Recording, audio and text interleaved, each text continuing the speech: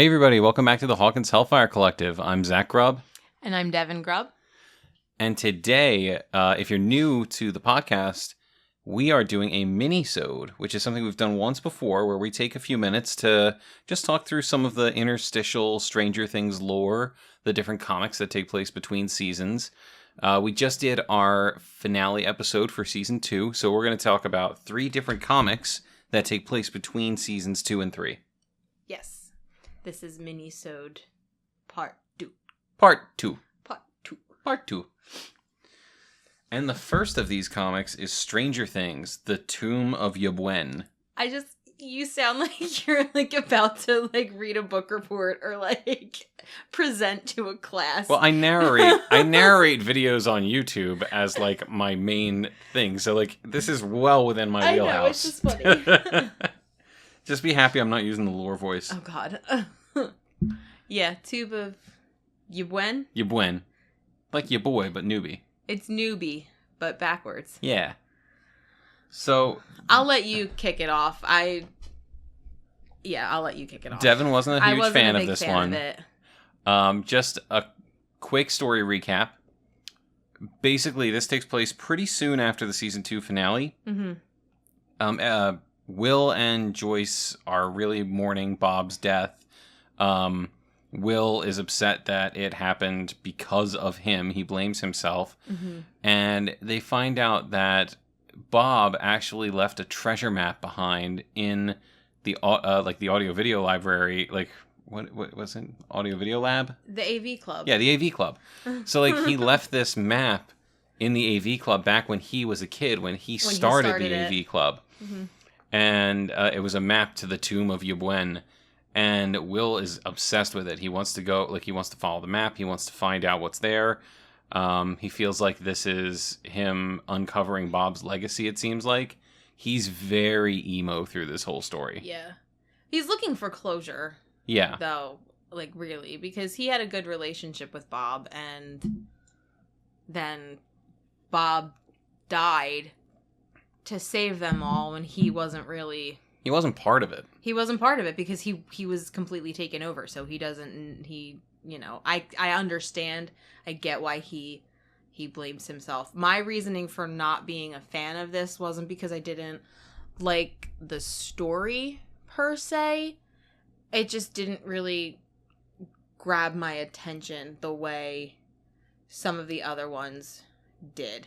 Yeah. I didn't connect with the characters like I normally do. I think I know why, because this is also an issue I had with the book too. I mean, I will say the only thing that I did like was Mr. Clark is heavily involved. He is in it. He part of who he gives Will.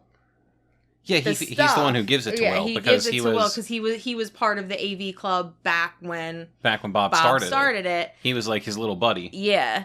So, I mean, it was cool to see the connection that Mr. Clark had to Bob, especially because after season 2, we don't see Mr. Clark anymore because it's summer and then they're in high school. So, Mr. Clark's a middle school teacher. We're not going to see him. So, I liked his involvement with it. I thought that was really cool.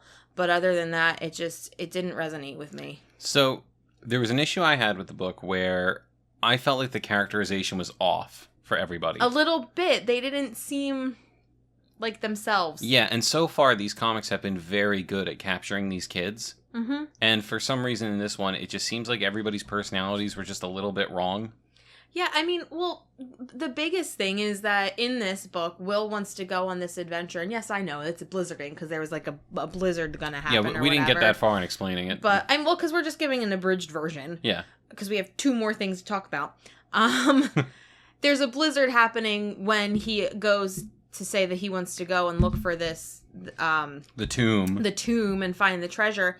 And Lucas, Mike, and Dustin are all like, nah, man, no, we're good, nah. And I feel like... Let's do this when it's not blizzarding. Right, and I feel like that's not very like them. I feel like they're always up for something that's dangerous and potentially illegal. So the fact that they didn't want to do it was kind of like, That's not you guys. At the very least, it's very unlike Dustin. Yeah. Dustin's always up for something. Yeah. I mean, it's very much, like, it's kind of Lucas. Lucas is the voice of reason a lot of the time. As he is. You know, he always is kind of like, well, maybe we should think logically about stuff. So, like, that wasn't really off. But Mike and Dustin, it was definitely off for me. And it just, like I said, it didn't really resonate with me. I mean, it wasn't like it was a bad story. It just didn't hold my attention the way the other ones had. I mean, I kind of dozed off, but I was also holding a sleeping toddler, so it was that time of day. Yeah. I mean, I think the big problem here with this entire story. Mm-hmm. So we've kind of gone over the cliff notes. Like, there's a blizzard. Will is really determined to get out there and do this. The rest of them don't want to. Will goes off on his own. They follow. It's all very Goonies. Yeah.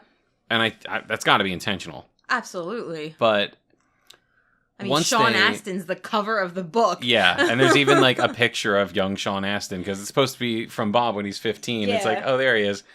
But like, they get there and they find the treasure. And the treasure is just a really nice note from Bob saying like, hey, I'm 15 at the time of writing this. I'm 15 in this school. And like, you know, is the prize jewels, glitter, gold? No, it's fellowship. Yeah. Like, if you're crazy enough to follow this map and find your way down here, look me up because I am your friend. Yeah. And Mr. Clark's like, that's amazing. And Mr. Clark's a little loopy on painkillers because he broke his leg. Broke his leg. Trying to save them. But it's really sweet, and it's the kind of thing that Will's character would resonate with a lot, especially when going through like this mourning period for Bob. And he doesn't at all. It upsets him. It upsets him. Like, he's super not into it. And they talk about it a little, and like there is closure in the end, but again, like, the characterization is just off. Yeah. And I don't think this book was written by a different team or anything. Maybe it was, actually. It definitely was. Yeah. No, one of them's the same. I think that's the artist. Okay. So, yeah, but this name is the same, too. Nate Bykovs. Yeah. Yeah, I probably should have looked into this first. But that would be why. Yeah, the characterization seems off. It doesn't seem like this is the way Will, as we know him, would react to these things. Mm-hmm. And, like, I don't know. Is it a good standalone story? Sure, but this is the first comic I came across, aside from The Bully, that I feel like is unnecessary. Yeah. Like, it doesn't really do anything to further the characters for me. Mm-hmm. This is probably the only one where I'd outright say, you know what? You don't have to buy it. Yeah. It's not necessarily worth it. All right. But Book 1. Moving on. Book 2. And we've talked about this one in our last minisode. So, Stranger Things put out Dungeons and Dragons stories that are basically just, you know, the kids playing Dungeons and Dragons that all take place between seasons. Mm-hmm. So we talked about the one that happened between the prequel that happens before season 1. That's them, like, discovering D&D. Right. And then making friends with Dustin, like, bringing the party together. Yeah. Then there was the one that takes place between season 1 and 2, where Mike creates a game for Will. Mm-hmm. Now we have the between season 2 and season 3 story. Yeah. This one is a lot of fun. It's Will's first foray into being a dungeon master, and they're playing with 11 and Max, who both don't know what's going on at all, which is great. Don't he has to explain it to them? Yeah, he's like, I'm doing math. This is a game. It's like, yeah, no, we all feel that way the first time we play. We get over it. And Mike's all like, oh, I want to look cool. Like, my girlfriend is so cool and she has superpowers. I want to be a cool hero in this game for her. So, Will, you run the game. And Will's like, I'm not a dungeon master. He's like, you've got an imagination. You'll be fine. Yeah. To an extent, he's right. That's really all you need if you have, like, a cursory understanding of D&D. Max decides she wants to be a Zoomer. Which she said from the get-go. Like, she said your party needs a Zoomer. Yeah. I guess if for those of you who care about the realism of the D&D world, she's here it is. she is a quickling thief, and Zoomer is her clan, because a Zoomer is not a real thing in D&D. I like homebrew, so if you want to play a Zoomer and you're playing D&D with me, we'll make it work. Not much goes on here.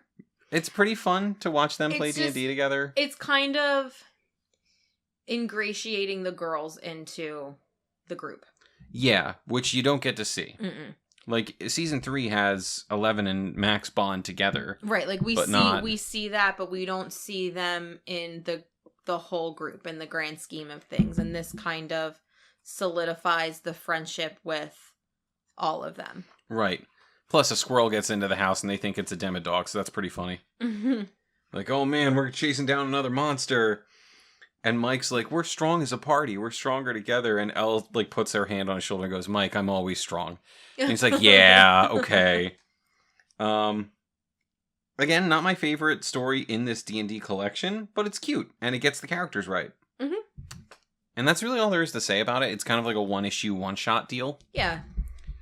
And then there's the book that I consider to be a masterpiece. This is the first one that we read. It is. Because it's about our boy. It's about our boy. It's about good old Dusty Buns. And it's actually very, very good. It has nothing to do with any of the characters. Oh, no. Aside from Dustin. It's just Dustin. It is straight up a standalone story. And it's really good. Like... Yeah. It's Stranger Things science camp. Yeah. So it's Dustin's time at science camp. It's how he met Susie. Which is really cute. It is very cute. It's so cute. And the funny thing is, it's like a Scooby-Doo mystery. Yeah, there's like a mystery at the camp of like, oh, people are missing. And they like try to figure out what's going on. Yeah, this guy carrying around with like a mask and an ice pick is going around murdering people at the camp, and they're going missing, and they're trying to figure out what's happening. Before they get into that, though, it's like Dustin being picked on by bigger nerds than him. Right. About D&D. Well, no. He was getting picked on until he said he played D&D. He played D&D. And they were like, okay, we'll DM a game for us. And he's like, okay, fine, I will. And then they walk away and he's like, but I'm not the DM. I don't know how to do that. I don't know how to do that. How do I do that?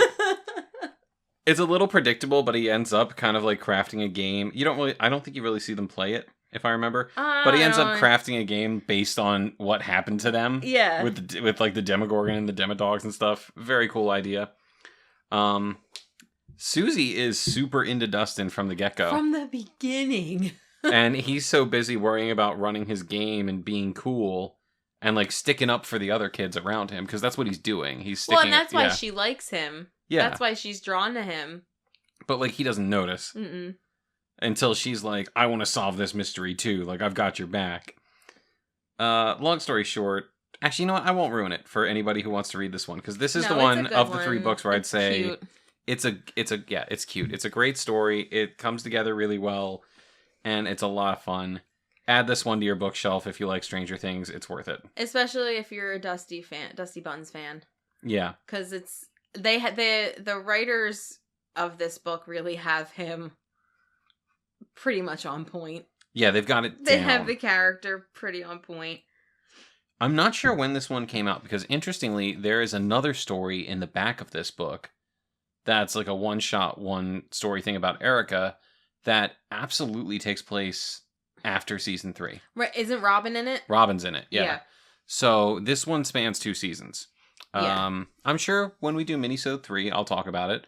Although there may be another Minisode before that, because I got my hands on the 2 books that are no longer considered canon. Oh.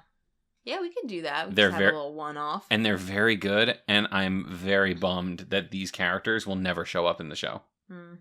Especially because, we'll talk about it when we make that episode, but this all could have been integrated into our current storyline without decanonizing everything. They just didn't feel like doing it. I haven't read them yet. And I know. Oh, really? It would have worked. They could have. They absolutely could have written around these characters. Oh man, it's a bummer. Yeah, now it's a real bummer. Because at first I was kind of like, well, I don't want to read it if it has nothing to do with like anything. And it doesn't, but I know it could does, have. But the potential what ifs. Yeah. I'm intrigued. My interest is piqued. So, I mean, okay, we went through 3 stories. Tomb of Ybwen, feel free to skip it. The Dungeons and Dragons book is worth buying. 100%. If this was the only story you were getting, like if this was a 1-issue thing, I would say you probably don't need to look into it unless you're like a collector of Stranger Things stuff. Mm-hmm. Go read Science Camp. Yeah, Science Camp is good. Science Camp is very good. Yeah, like I wouldn't, it's not The Other Side. The Other Side is still my favorite of all of them that we've read so far. Same. But I really like Science Camp. Science Camp is good. As just a story in general, not like aside from it being Stranger Things, like, I think it's a cute little story. Exactly. This would have been a fun comic even if I didn't know these characters. Yeah. It would have been good. I mean, especially for me because I like those like slice of life comics more than like the superheroes and stuff like that. Yeah. Like I like the ones that are grounded. Well, I think your favorite comic series was Giant Days, right? I was just gonna say shout out to Giant Days. What's going on with that? I don't know. I don't think they're gonna make more. Oh, that's a bummer. That was really good. Especially because they gave us an issue of like, hey, here's what it looks like for them a couple years later. It was so good. It's a very good book. It was so good. But like those are the kind of stories that I like, and I feel like that's what this gave me. Yeah, very much. Hey, if anyone wants to hear us talk about other comics, hit us up and let us know, because I would love to do like a sideshow. My wife reads comics and force my wife to read comics. That'd be fun. I can read comics. I know you can. We have a bunch that you like. That's really all there is to say about these ones. Mm-hmm. I think they're coming out with a new series that takes place before season 4, but after season 3, about somebody working at the Russia facility. I thought that you said it had to do with the Soviets. Yeah, it has to do with the Soviets. It sounds very interesting, and it's like a story that's happening in the world of Stranger Things, and it doesn't deal with any of the characters from what the descriptions are telling us. It's totally new characters that work within the world, so I'm very excited to read that. Also, I did see there's going to be one about Papa. Yes. I don't know when that's coming out. I don't know when it's coming out either, but I'm interested in that one. I'm interested to see how that'll play with like the comics universe. Like, again, are we just going to ignore the 2 that aren't canon because he's featured heavily in them? Oh, maybe. Yeah. I don't, but I feel like it's kind of like a prequel. Like I think it's about him before. Oh, like setting up the program and stuff? Yeah, like before any of that happened. Look at that. We might get some answers. I want to say, I feel like that's what it... Well, let me check Matthew Modine's Instagram, because that's where I saw it. Well, while she does that, there was actually another book called Erica the Great. That's another slice of life story about Erica. I'll be completely honest. I'm not sure where it fits into the timeline. Didn't want to bring it up on this one because I wasn't totally sure that it was between seasons 2 and 3. It might be between 3 and 4. So I feel like that's where we'll put that book. And I think that's it for Stranger Things comics. Oh, there's a holiday comic coming out. I have it on pre-order. You did pre-order that. It's basically a bunch of holiday stories that came out as one-shots, all collected into one book. It takes place all over the place. Don't know anything about the stories. We'll see how it is. Okay. It's an origin story. It's called The Many Ghosts of Dr. Brenner. Oh, and that looks like a very young Dr. Brenner on the cover. Mm-hmm. So, yeah, that's exactly what this is. It's going to be about him before. It says Dr. Brenner's past is about to come to light in a brand new miniseries from Dark Horse Comics. And that's straight from Matthew Modine, who plays Papa. That's pretty cool because that means they likely spoke with him about it. Yeah. Like, it wasn't just like, hey, we're putting out this book. Like, I knew there was a reason why I was interested in reading it. Because if it was just, like, generally about Papa, like, no, I don't really care. He's a douche. He's icky. he's very icky. So if it wasn't for the fact that it's not him as we know him, and it's like a villain origin story, I'm very interested to see. Yeah, like, are they going to humanize him? Are they going to try to make us sympathize with him? Right. Like, I'm like I said, my interest is piqued on that. So, I mean, just generally speaking, a lot of fun stuff in, like, the Stranger Things universe surrounding the show. I wish there was a little more. I mean, there's plenty. Well, I now own a lot of comic books, but still. I don't know where it turned up with our move, but we do have the Will Byers journal. I'm pretty sure it's in this room somewhere. Okay. Yeah. We're still setting up. Yeah. But we do have it's like the property of Will Byers. Yeah, it's like a faux trapper keeper. Yeah.